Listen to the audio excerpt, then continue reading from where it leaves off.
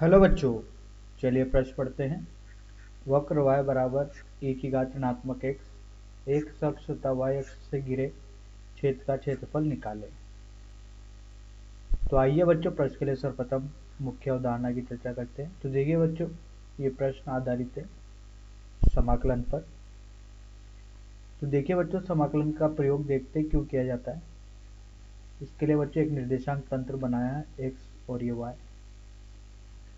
तो बच्चों यहाँ पर एक वक्र है, वो कुछ इस प्रकार से है। ये वक्र है y बराबर fx का। अब देखिए बच्चों, यहाँ पर ये चालू हो रहा है बच्चों। इसका प्रारंभिक मान है x1 और इसका अंतिम मान है बच्चों x2। बच्चों ये जो वक्र है, ये जिस क्षेत्रफल में गिरा हुआ है, इसका क्षेत्रफल ज्ञात करना है बच्चों। तो क्या इसका क्षेत्रफल आसानी से ज्ञात किया जा सकता है क्या? नहीं, वो इसलिए नहीं किया जा सकता क्योंकि बच्चों ये एक असतत वक्र है।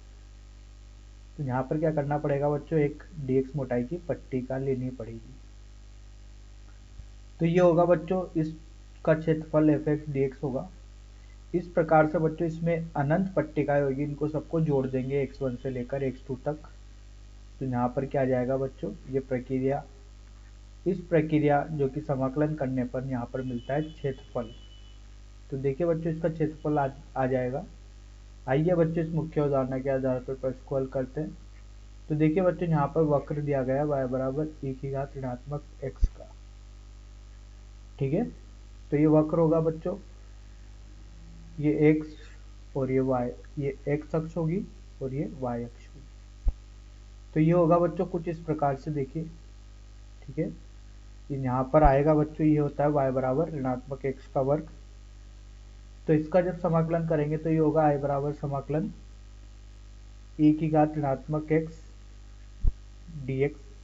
बच्चों यहाँ पर जरूरत है इसकी निम्नतम सीमा की और उच्चतम सीमा की। तो अब देखिए बच्चों, इसकी निम्नतम सीमा और उच्चतम सीमा निकालने के लिए क्या करेंगे, देखिए। x अक्ष का जो समीकरण है, x अक्ष का समीकरण ये है y बराबर 0 और y अक्ष का समीकरण है ये है x बराबर 0। तो बच्चों ये इसलिए कर रहे हैं क्योंकि यहाँ पर इनकी निम्नतम और उच्चतम सीमा निकालनी है। जब x अक्ष पर देखा जाएगा तो y 0 होगा और y पर देखा जाएगा तो x क्या होगा, 0 होगा। तो फलन है y बराबर e की घात ऋणात्मक x। ठीक है, तो ये होगा 0 बराबर e की घात ऋणात्मक x। तो ये होगा 0 बराबर 1 बटा e की घात x। तो ये होगा e की घात x बराबर 1 बटा 0। ठीक है, तो देखिए बच्चों, यहाँ से निकलता है x बराबर, यहाँ से मिलेगा बच्चों x बराबर log 1 बटा 0। तो इसका मान होगा x बराबर अनंत। x का मान आ चुका है बच्चों। देखते हैं बच्चों यहाँ पर y का मान किस प्रकार से निकालते हैं। तो इसको समीकरण नंबर 1 नाम देते हैं बच्चों।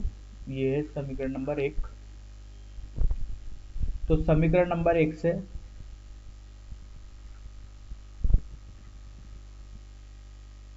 यहाँ पर x की जो मान होगा बच्चों, वो कहाँ से कहाँ तक होगा, y का मान। तो बच्चों यहाँ पर x अचर है तो x चर है, तो x का मान होगा बच्चों 0 से लेकर अनंत तक। ये इसकी क्या आ चुकी है, उच्चतम सीमा और निम्नतम सीमा आ चुकी है। y के मान की जरूरत नहीं है बच्चों क्योंकि x चलेगा यहाँ पर। तो a बराबर ये होगा 0 से अनंत e की घात ऋणात्मक x dx। तो ये होगा a बराबर e की घात ऋणात्मक x बटे ऋण 1, जो कि होगा ये 0 से अनंत।